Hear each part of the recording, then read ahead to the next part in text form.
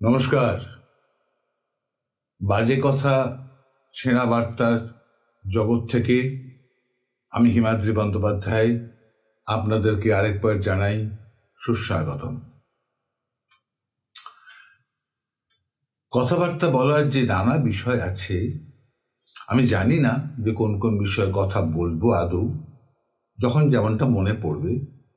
কারণ আমাকে তো এখানে বসে বানিয়ে বানিয়ে বলতে হবে, মস্তিষ্ক থেকে বলতে হবে। আমার সামনে কোনো স্ক্রিপ্ট নেই।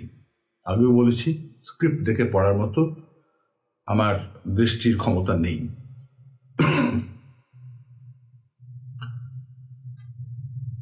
যে বিষয়টাকে নিয়ে কোনোদিনও কোনো কথাবার্তা আপনাদের সাথে বলবো না, এমন একটা প্রতিশ্রুতি নিজে নিজে করেছিলাম, সেটি রাজনীতি।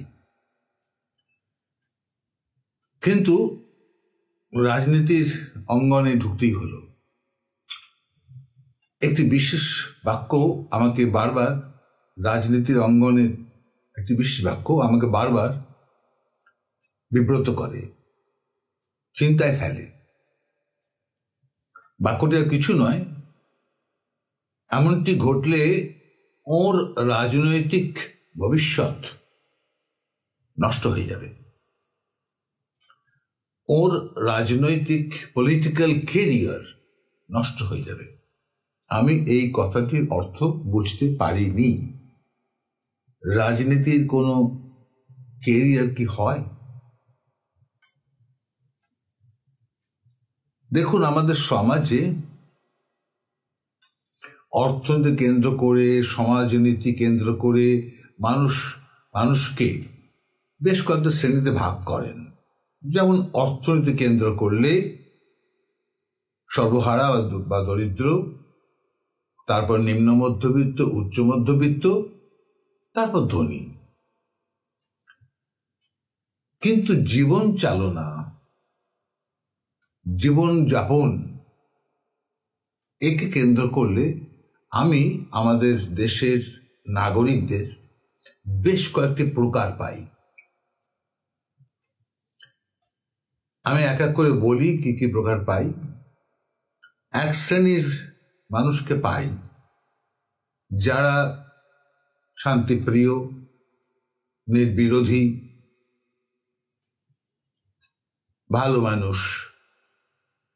তারা চাকরি করেন, কি ছোট মোটো ব্যবসা করেন, সেখানে সকালে উঠে ঘুম থেকে উঠে স্নান টান করে যান, আবার সেখান থেকে সময় মতো বাড়ি ফিরে আসেন এবং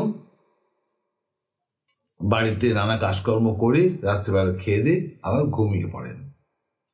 তাদের আর কোনো ভূমিকা নেই।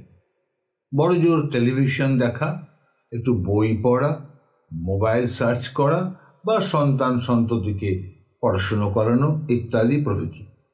তার বেশ কিছু নয়। কোনো বৃহত্তর জগতে তারা চলাফেরা করেন না। এদের সংখ্যাটি বেশি এবং এরা কেউ যুবক নয়। এরা সব যুবকোত্তর সময়, অর্থাৎ প্রৌঢ়, একদম প্রৌঢ়ের গোড়াপত্তন থেকে তাদের কথা বলছি, পুরুষ ও মহিলা। এরপরে আরেকটি শ্রেণী আসছে, সেটা যুবক শ্রেণী, যুব সমাজ। তার তিনটি প্রকার বলে আমি দেখতে পাই। এক প্রকার, তারা চাকরির পরীক্ষা দেয়, সরকারি চাকরির পরীক্ষা দেয়, অথবা প্রাইভেট ফার্ম টার্মে কাজ করে, সংসার প্রতিপালনে বা সংসারে অর্থনৈতিক সাহায্য করার জন্য চেষ্টা করে এবং এইভাবেই তাদের জীবন চলে। এবং যখন তারা কোনো কর্মহীন সময় পায়, তারাও অমনি টেলিভিশন দেখে, মোবাইল সার্চ করে, কিংবা কোনো সিনেমা হলে যায় ইত্যাদি প্রভৃতি। এদের আরেকটি শ্রেণী আছে যারা নিজেরা অর্থনৈতিকভাবে, এই দেশে অর্থনৈতিকভাবে নিজেদেরকে নিরাপত্তাহীন মনে করে। এদের মধ্যে অনেকের পেটে বিদ্যে আছে, পড়াশুনো আছে, তার প্রত্যয়পত্র আছে, প্রমাণপত্র আছে, অনেকের নেই। কিন্তু অর্থনৈতিক নিরাপত্তা তাদের নেই, তাদের কোনো উপার্জন নেই, স্থায়ী কোনো উপার্জন নেই। তারা ব্যবসাও করতে পারেনি, চাকরিও করতে পারেনি। সেই শ্রেণী দুটি। একটি শ্রেণী তারা নেতাদের, রাজনৈতিক নেতাদের, কেষ্টবিষ্টুদের হাত পা ধরে, তাদের সঙ্গে সঙ্গে ঘোরে, তাদের জামার খুঁট ধরে ঘোরে এবং তাদের তদারকি করে, তাদের চাটুকারিতা করে, তাদের পদলেহন করে এবং তাদের হয়ে অনেক কাজকর্ম করে দিয়ে কিছু সুবিধে পেতে চায়। সুবিধা বলতে একটি ট্যাক্সি কেনার পারমিট, একটি ব্যবসা করার লাইসেন্স, ট্রেড লাইসেন্স ইত্যাদি প্রভৃতি। তাদেরও উদ্দেশ্য কোনো প্রকারে একটু স্থায়ী জীবন। আর যুব সমাজে আরেক প্রকার আছে যারা এসবের ধার দিয়ে হাঁটে না, তারা একেবারে সমাজ বিরোধী, গুন্ডা। তারা হচ্ছে রাজনৈতিক দলের মাসল পাওয়ার। যখন নির্বাচন হয়, এই মাসল পাওয়ারের সাহায্যেই রাজনৈতিক দল ভোট সংগ্রহ করে। আর এক শ্রেণীর মানুষ আছে যারা অত্যন্ত মেধাবী, ধনী পরিবারে তারা জন্মগ্রহণ করেছে। তারা অনেক বড় বড় উঁচু মাপের পরীক্ষা দেয়, WBCS, IAS এসব পরীক্ষা দেয়। তারা চাকরি পায় প্রশাসনের উঁচু মহলে অথবা আমলা মহলে। লোকে মনে করে তাদের সম্মান প্রচুর, কিন্তু আপনি আমি চোখ খুললে দেখতে পাবো সবচেয়ে সম্মান কম তাদের। কারণ এত পড়াশোনা করে, এত পরিশ্রম করে তারা যে চাকরিটি পেয়েছে, তার আপাত যে নেমপ্লেট, যে টেমপ্লেট বা তাদের শিক্ষার প্রত্যয়পত্র অত্যন্ত গভীর, লোভনীয় হলেও তারা নেতা মন্ত্রীদের পা চাটা একটি প্রাণী মাত্র। তাদের কোনো ব্যক্তিগত বক্তব্য নেই, স্বাধীনতা নেই, কিছুই নেই। প্রশাসনিক উঁচু মহলে যারা চাকরি করে কিংবা যারা আমলা মহলে চাকরি করে, অত্যন্ত অসম্মানের কাজ তারা করে, অথচ প্রচুর মাইনে করে পায়, সুযোগ সুবিধা পায়, অনেক কিছু ভোগ বা উপভোগ করে, কিন্তু আলটিমেটলি তারা পদলেহন করে। এই পদলেহন অনেক বেশি অসম্মানের। একটি যুবক ছেলে অনন্যপায় হয়ে যে পদলেহন করে, তার থেকে অনেক অসম্মানের এই পদলেহন। তাই অনেকে মনে করেন যে এই সমস্ত চাকরি না করে বরঞ্চ ছোট ছোট চাকরি করা ভালো, এই ক্লার্ক, করণিক কিংবা কিছু, যাদের কারোর পদলেহন করতে হয় না। আর এক শ্রেণীর মানুষ আছে যারা সরাসরি রাজনৈতিক আঙ্গিনায় খেলা করে। তারা কেউ স্বায়ত্ত শাসনে থাকে, মানে পুরসভার কাউন্সিলর, চেয়ারম্যান ইত্যাদি। কেউ পঞ্চায়েত প্রধান ইত্যাদি।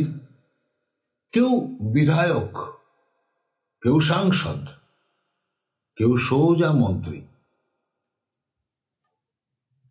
এদের মধ্যে একটা বেসিক তফাৎ আছে।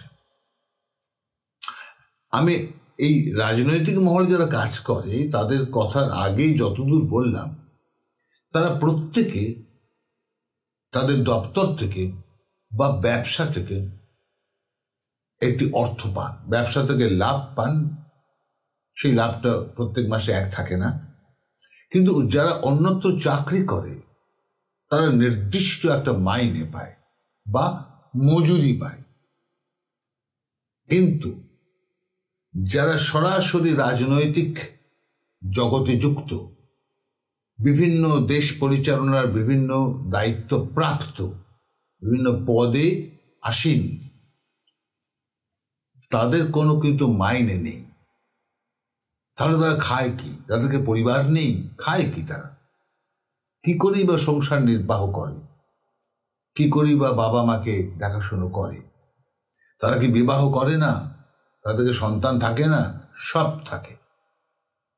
তবে রাজনৈতিক আঙিনায় যারা কাজ করেন তাদের বেশ কিছু লোক একদম ব্যতিক্রমী, বিবাহই করেন না। আপনি খুঁজলে এরকম অনেক নেতা নেত্রী নাম পাবেন।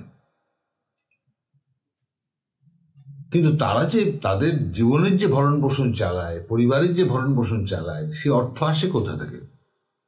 তাদেরকে দেশ একটা ভাতা দেয়, অ্যালাউন্স, যেমন বিধবা ভাতা, বেকার ভাতা, বার্ধক্য ভাতা, তেমনি ওদের একটা ভাতা থাকে। তবে শুনলে আপনি অবাক হবেন, জানেনও আপনি ওদের ভাতার পরিমাণটি সাম্প্রতিক কালে আমরা যারা চাকরি করি তাদের মাসিক উপার্জনের প্রায় দুগুণ। এছাড়া ওদের কিছু রিয়েল ইনকাম আছে, এটা তো মানিটারি ইনকাম, কিছু রিয়েল ইনকাম আছে ওদের। রিয়েল ইনকাম হলো ফোন ফ্রি, প্লেন ভাড়া ফ্রি, ট্রেন ফার্স্ট ক্লাস ভাড়া ফ্রি, আরো কি কি ফ্রি, সব free free free free free. অর্থাৎ ওটা 1.5 লাখ টাকা মাইনে নয়, ওদের মাইনেটা চলে যায় প্রায় 3 লাখ টাকায়। ফলে অর্থনৈতিক স্বাবলম্বিতা পেতে গেলে একটু কষ্ট টষ্ট করে রাজনৈতিক আঙিনায় যাওয়া বোধহয় নিরাপদ মনে করে সবাই, তাই যায়। এমনকি বড় বড় চাকরি ছেড়েও রাজনৈতিক আঙিনায় চলে আসে। দাঁড়াতে পারুক না পারুক, ভেসে যাক, হয়তো অদূর ভবিষ্যতে ভেসেই গেল, তবু চলে আসে। কেন আসে তারা জানে। এই ব্যক্তি যারা ভাতা পায়, অ্যালাউন্স পায়, এই ব্যক্তিরা কেন অ্যালাউন্স পায়? বিধায়ক না থাকলে আমার কি, পুরসভার চেয়ারম্যান বা পুরসভা অধিকর্তা না থাকলে আমার কি? আমার অনেকগুলি স্বার্থ দেখবার দায়িত্ব এদের উপর ন্যস্ত থাকে। এরা তার জন্য ভাতা পায়, তার বিনিময়ে ভাতা পায়। দেশকে এবং দেশের নাগরিককে এরা সুরক্ষা দেয়, তার জন্য ভাতা পায়।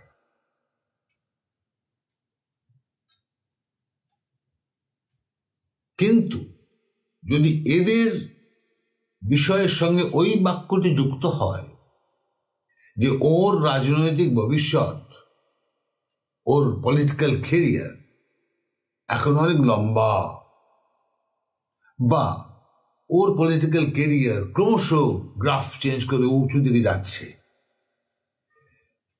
এই রাজনৈতিক আঙিনায় যারা কাজ করে তাদের ক্ষেত্রে কি করে এই বাক্যটি বসছে আমি বুঝতে পারি না। যে চাকরি করে তার ক্যারিয়ার আছে, যে ব্যবসা করে তার ক্যারিয়ার আছে, তার উপার্জন বাড়তে পারে, বৃদ্ধি পেতে পারে। কিন্তু পলিটিক্যাল যারা কর্মী তারা তো দেশ সেবা করতে আসে, কোনো সন্দেহ নেই, খাতায় কলমে তারা দেশ সেবক। বেঁচে থাকতে গেলে কিছু অর্থ দরকার, খেতে পড়তে হবে, তাই ভাতা, নট মাইনে। কিন্তু তাদের পলিটিক্যাল ক্যারিয়ার হয় কেমন করে? তার মানে কি রাজনৈতিক আঙিনায় যারা কাজ করে, মন্ত্রী হয়, বিধায়ক হয়, সাংসদ হয়, তাদের কিছু এক্সট্রা প্রিভিলেজ আছে, ফ্যাসিলিটিস আছে, যেটা তাদের কেরিয়ার সূচিত করে। দুরকম ফ্যাসিলিটিস তাদের হতে পারে। এক মানিটারি, আর্থিক। আর্থিক যদি তাদের উপার্জন বাড়তে শুরু করে তাহলে চুরি তাকে করতে হবে, সে চুরি করেছেই করেছে। গত বছর আমার যা উপার্জন ছিল আর সেই অনুযায়ী আমার যা সম্পত্তি আছে বা ছিল, এবছর যদি সে ডবল হয়ে যায়, আমি নির্ঘাত চুরি করেছি। তাহলে ডবল হওয়ার কথা নয়, পরের বছর ট্রিপল। চুরি করেছে আমি। এই ক্যারিয়ার কি রাজনৈতিক আঙিনায় কাজ করলে কি এই ক্যারিয়ারটা বৃদ্ধি পেতে থাকে, এই গ্রাফ বাড়ে? নাকি পাওয়ার, ক্ষমতা, লোকের উপর, মানুষের উপর দেশের ওপর আমার প্রভাব, প্রতিপত্তি, আমার মাসেল পাওয়ার, সেইটা ওদের রাজনৈতিক কেরিয়ার, পলিটিক্যাল কেরিয়ার।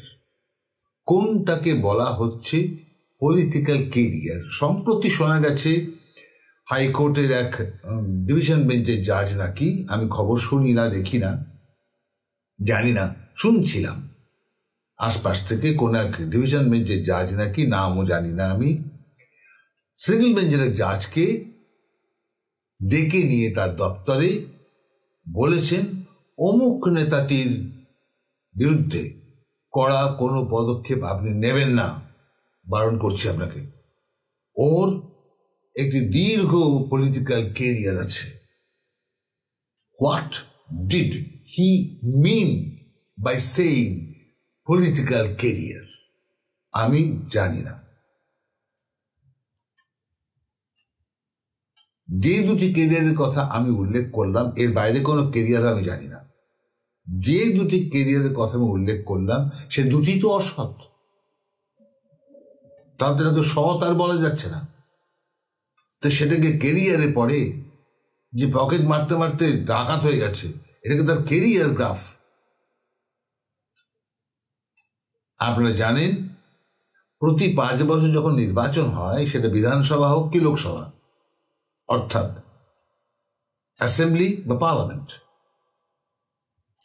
এই সমস্ত নেতা নেত্রীকে যারা ভোটে দাঁড়ান তাদেরকে নির্বাচন কমিশনের সামনে তাদের সম্পূর্ণ পাস্টের সম্পূর্ণ আপ টু ডেট উপার্জন সম্পত্তির হিসেব দিতে হয়। আপনিও জানেন, আমিও জানি, তাদের কোটি কোটি টাকা থাকলেও তারা বেনামে রাখে। কে রাখে আমি জানি না, কিন্তু রাখে, রাখে, শুনতে পারেন।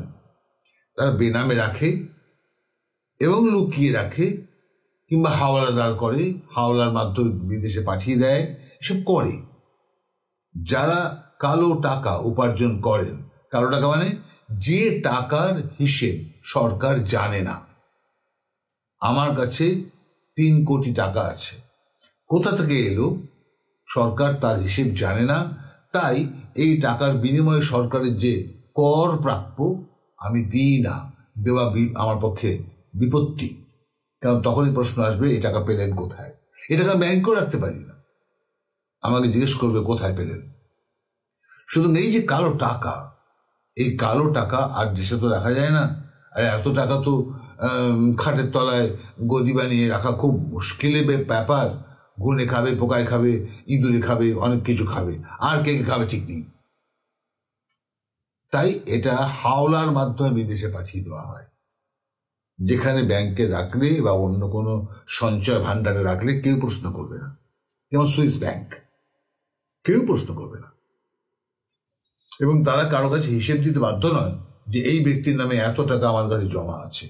দে are not compelled, they are not bound to say, to declare.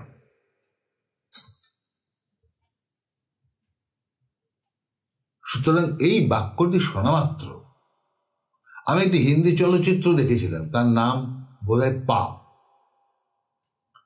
পাতে অমিতাভ বচ্চনের ছেলে অভিষেক বচ্চন যে রোলটি করছিলেন, এক উদীয়মান রাজনৈতিক নেতা। এ সম্পর্কেও কথাটা বলা হচ্ছিল যে ওর পলিটিক্যাল ক্যারিয়ারের গ্রাফ খুব দ্রুত উচ্চতে যাচ্ছে, মানে হপ, স্কিপ অ্যান্ড জাম্প, এরকম আর কি। অদ্ভুত লেগেছে শুনে আমার। যারা এই স্ক্রিপ্ট লেখেন তারা পণ্ডিত, বিদ্বান, তারা কি করে একজন রাজনৈতিক কর্মীর, রাজনৈতিক নেতার পলিটিক্যাল কেরিয়ার শব্দটা উল্লেখ করলেন। এটা কি কালো শব্দ নয়, কালো শব্দগুচ্ছ নয়, কালো ফ্রেজ নয় কি? কিন্তু উল্লেখ করা হলো এবং খুব স্বাভাবিকভাবে সবাই মেনে নিল হাসি মুখে। হ্যাঁ, এটা তো বটেই, তা তো বটেই, তা তো বটেই বলার মতো কি ফ্রেজ এটি? Political career? Is politics A media of carrier? দেশ সেবা করতে আসে রাজনৈতিক জগতে যারা নেতা হন, যারা মাথা গলান, কাজ করেন, নেতা যদি নাও হতে পারে, যারা বিধায়ক হন, যারা সাংসদ হন, যারা মন্ত্রী হন, কি অন্যান্য, তারা তো দেশ সেবা করতে আসেন। দেশ সেবার আবার কেরিয়ার কি? ব্যাপারটা আরো খোলসা হয় যখন দেখা যায় A party, B party, C party, D party. আমাদের দেশে তো পার্টির কোনো অভাব নেই। আমরা হয়তো কয়েকজন লোক মিলে একসঙ্গে চলেছিলাম, রাজনৈতিক দলের একই দলের লোক চলেছিলাম, নেত্রী হয়তো পান খেয়ে পিক ফেলেছে, তার গায়ে একটা অন্য গায়ে একটা ছিট লেগেছে, তার অসম্মান লেগেছে, সে বললো আমি খেলবো না, আমি এই দল করব না, আমি নতুন দল করব। এইভাবে আমাদের দেশে তো রাজনৈতিক দলের সংখ্যা উত্তরোত্তর বৃদ্ধি পেয়েছে। কোথায় গিয়ে ঠেকেছে আজ? এই নির্বাচন যখন হয়, এই জায়গাতে আরো কতগুলো ঘটনা আমরা দেখতে পাই, পলিটিক্যাল কেরিয়ারের ঘটনা। যখন বিধানসভা নির্বাচন হয়, কি পঞ্চায়েত নির্বাচন হয়, কি পুরসভা নির্বাচন হয়, যারা যারা A party, B party, C party যারা এই নির্বাচন যুদ্ধে নামেন, তারা তো একটা জামানত রাখেন, আমি এত টাকা রাখছি, নিয়ম আছে কত টাকা, আমি এবার নামছি, নমিনেশন সাবমিট করব। নমিনেশন সাবমিট করতে হয় যে আমি এই নাম অমুক তমুক, আমার এই পরিচয়, আমি এই নির্বাচনে নামছি অমুক পার্টি থেকে অথবা নির্দল। এই নেমে আমি নামছি পুরসভা নির্বাচনে, কি পঞ্চায়েত নির্বাচনে, কি বিধানসভা নির্বাচনে, কি লোকসভা নির্বাচনে। এ party, B party, C party, D party সকলেই দেশ সেবা করতে এসেছে। রাজনৈতিক কর্মী মানে দেশ সেবা করা। এই দেশ সেবা কে কতটা করব, আমি কত বড় দেশপ্রেমিক, এটা প্রমাণ করার জন্য এ পার্টি, বি পার্টির লোককে ঠেঙ্গিয়ে বিদায় করে দিচ্ছে, সি পার্টি, বি পার্টিকে মাথা ফাটিয়ে দিচ্ছে, তোকে দেশ সেবা করতে দেবো না, আমি একাই দেশ সেবা করবো। কি সাংঘাতিক! ভারতবর্ষের অদ্ভুত দেশ, এখানে দেশ সেবা করব, আমি সবচেয়ে বেশি করব, বুকে হাঁটু দিয়ে সেবা খাওয়াবো মানুষকে। এই জন্য এক পার্টি, এক রাজনৈতিক দল আর এক দলের মানুষকে মেরে দিচ্ছে, নমিনেশন সাবমিট করতে দিচ্ছে না। এখান থেকে বোঝা যায় পলিটিক্যাল কেরিয়ার মানে কি। মানে এলোমেলো করে দেমা লুটে পুটে খাই। এদেশের মানুষের মনে কোনো প্রতিবাদ নাই, এই মন্ত্র, এই সত্য। যারা চাকরিজীবী নিম্ন স্তর পর্যন্ত, তারা কিন্তু কাজ করতে এসে কোনো ওথ নেন না, তাদেরকে ওথ নিতে হয় না, কোনো শপথ বাক্য পাঠ করতে হয় না। কিন্তু যারাই রাজনৈতিক ফিল্ডে কাজ করেন, পদ পান, তাদেরকে শপথ বাক্য পাঠ করতে হয়। হ্যাঁ, অন্য কয়েকটি জীবিকা তো হয়, চিকিৎসককে ওথ নিতে হয়, এবং যখন কেউ ওথ নেন, শপথ বাক্য পাঠ করেন, একদম ফরম্যাট, তারা জানেন আমি এর বিপরীত করব, এখানে বলছি কথার কথা মাত্র। তাই এই ওথকে বলা হয় হিপোক্রেটিক ওথ, অর্থাৎ ভণ্ডের শপথ। তার মানে এই রাজনৈতিক জগতে যারা আসেন, কাজ করেন, তারা সব ভণ্ড। এবার আমার কাছে পরিষ্কার হলো আপনাদের সঙ্গে কথাবার্তা বলতে গিয়ে যে পলিটিক্যাল কেরিয়ার মানে কি, ভণ্ডের কেরিয়ার, বুঝতেই পারছেন। আর আজ আমাদের দেশব্যাপী, সারা দেশব্যাপী, আমি যদি ভুল না করি 28টা বোধহয় রাজ্য আছে আমাদের, যদি ভুল না করি, আমি ভুল করতেও পারি, কারণ এই বিষয়ে আমি কোনো জ্ঞান রাখবার চেষ্টা করি না, আমার কোনো কাজের বলে মনে হয় না। এদের প্রতিটি দল, প্রত্যেকটি দল, রাজনৈতিক দল হিপোক্রেটিক, সব ভণ্ড। এরা যা বলে তার বিপরীত করে। নির্বাচনের পূর্বে ভুরি ভুরি তারা প্রতিশ্রুতি দেয়। আর সুনীল গাঙ্গুলি সেই কবিতা, কেউ কথা রাখেনি, কেউ কথা রাখে না। আর আমরা সাধারণ মানুষ যারা নির্বিরোধী, তারা প্রত্যেক 5 বছর পর পর গিয়ে আমরা ভোট দিই এবং বোকার মতন একটি রাজনৈতিক দলকে পরের পর নির্বাচনে জেতাই। যখন সহ্যের সীমা পার হয়ে যায়, যখন দেয়ালে পিঠ ঠেকে যায়, যখন বেড়ালে ঋষি গায়ে লাগে এসে, তখন হয়তো আমরা পরিবর্তনের কথা ভাবি বা আমাদেরকেও ভুল বুঝিয়ে পরিবর্তন করিয়ে দেয় সরকার। এক অদ্ভুত খেলা আমাদের দেশে চলে। এইখান থেকে বুঝতে পারবেন এই পলিটিক্যাল কেরিয়ার বলতে কি। অমুক নেতার পলিটিক্যাল কেরিয়ার, অমুক নেতার পলিটিক্যাল কেরিয়ার, দেশ সেবার কেরিয়ার। আমি কত পার্সেন্ট দেশ সেবক, সে কত পার্সেন্ট দেশ সেবক। কিন্তু ভাবুন তো বুকে হাত দিয়ে আপনি আজ পর্যন্ত ভারতবর্ষের কোন পলিটিক্যাল লিডারের নামে দেশপ্রেমিক শব্দটি যুক্ত করতে পেরেছেন? আচ্ছা নাম আছে, জয়প্রকাশ নারায়ণ, তাকে কেউ দেশপ্রেমিক বলেছে কোনোদিনও? ওরকম নেতা তো দুটি হয় না, কেউ বলেন দেশপ্রেমিক। কারণ রাজনৈতিক জগৎটাকে দেশপ্রেমের সাথে কেউ ট্যাগ করে না, ট্যাগ করতে চায় না, সম্পর্ক নেই। এরা ভয়ঙ্কর ভাবে খাদক, যাদের মাথার উপর দাঁড়িয়ে এরা কাজ করে তাদেরকে মুড়িয়ে খায় এরা। আর আমরা নির্বিরোধী, একেবারে নিরীহ, অফিস যাই, বাড়ি আসি, খাই দাই ঘুমাই, আবার যাই আসি, খাই দাই ঘুমাই। ফলে কোনো বিষয়ে আমার দৃকপাত নেই, কোনো বিষয়ে দৃকপাত নেই আমাদের।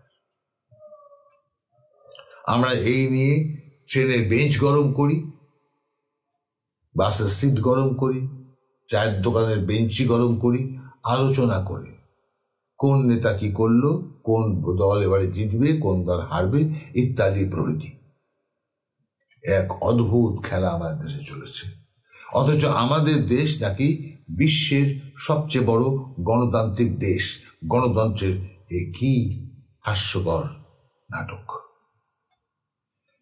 এটাই আমার আজকে বলার ইচ্ছে ছিল। কোনো রাজনৈতিক দল আমার লক্ষ্য নয়, কোনো নেতা আমার লক্ষ্য নয়। যদি আমার কথা কারোর গায়ে আঘাত দেয়, কারোর গায়ে ফোসকা ফেলে দেয়, আমি আগে থেকে ক্ষমা চেয়ে নিচ্ছি। আমি আপনার নাম জানতাম না। এখন আমাদের মতন কিঞ্চিত প্রাজ্ঞ ব্যক্তি যখন কোনো কথা ছুড়ে দেন, সে কথা অন্য কোনো ব্যক্তির কথার সঙ্গে মিলেও যায়। ট্রুথ তো একই থাকে না। আমাকে কোনো রাজনৈতিক দলের মানুষ ভাববেন না। আমি সব সময়, সব বছর বা সব নির্বাচনে ভোট দিইও না। শরীর ভালো থাকলে যাওয়ার কথা ভাবি, তাও না যেতেও পারি। কারণ আমার ভোট দেওয়া না দেওয়া কিচ্ছু যায় আসে না। তাই আমার জন্য মাথা ব্যথা নয়, শুধু এইটুকু যে পলিটিক্যাল কেরিয়ার একটি অশুভ, মন্দ, জঘন্য, ঘৃণ্য শব্দ, গুচ্ছ, একটি ফ্রেজ। নমস্কার, আজকে শুভরাত্রি। শুধু এইটুকু কথা বলি, যদি কোনো ব্যক্তির অন্তরে আঘাত লাগে আমার এই কথা, আমাকে মাফ করবেন। কমেন্ট করতে পারেন, আমায় গালি দিতে পারেন, মন্দ বলতে পারেন, তবে দয়া করে শালীনতা রেখে, কারণ আমি তো মাস্টারমশাই। আর তা নয়তো লাইক করবেন, সাবস্ক্রাইব করবেন এবং বেল আইকন টিপে দেবেন, তাহলে আপনার কাছে নোটিফিকেশন চলে যাবে। আমি উজ্জীবিত হব আর কি। কারণ রোজ রাত 12:30 একটার সময় তো ভিডিও রেকর্ডিং করতে বসি, চারদিক নিশ্চুপ না হয়ে গেলে করা যায় না। তারপর 8 ঘন্টার বকবক, তাও আবার মস্তিষ্ক থেকে। আমি স্ক্রিপ্ট দেখে বলতে পারি না, আগেই বলেছি, বেশ কষ্টকর। তাহলে যদি মনোপুত না হয় কারোর, তাহলে হয়তো ভিডিও করা বন্ধ করে দেবো। তবে হ্যাঁ, আমি বিনোদনমূলক কোনো ভিডিও আমার চ্যানেলে দেব না। আমার চ্যানেলকে আপনি বাজে কথা বলুন বা ছেঁড়া বার্তা বলুন, যাই বলুন, আমি কোনো বিনোদনমূলক, কোনো ব্যক্তিকে আক্রমণাত্মক ভিডিও বা কথা আমি বলবো না। আমি সেটুকুই বলবো যা ব্যক্তিগত স্তরে যায়নি। আর অধিকাংশ ক্ষেত্রে আমি সেই সব কথাগুলো বলবো যে কথাগুলো অনালোচিত, অকথিত, অশ্রুতপূর্ব, সেই সব নিয়ে বলবো। আজকে আমার একটি পোস্ট আপনারা পেয়েছেন নিশ্চয়ই, দায় সারা দয়া। যা বলেছি তাও আপনার কাছে নতুনই লাগবে, আগে কখনো শোনেননি এমনই লাগবে। আজ বিদায় নিচ্ছি, নমস্কার।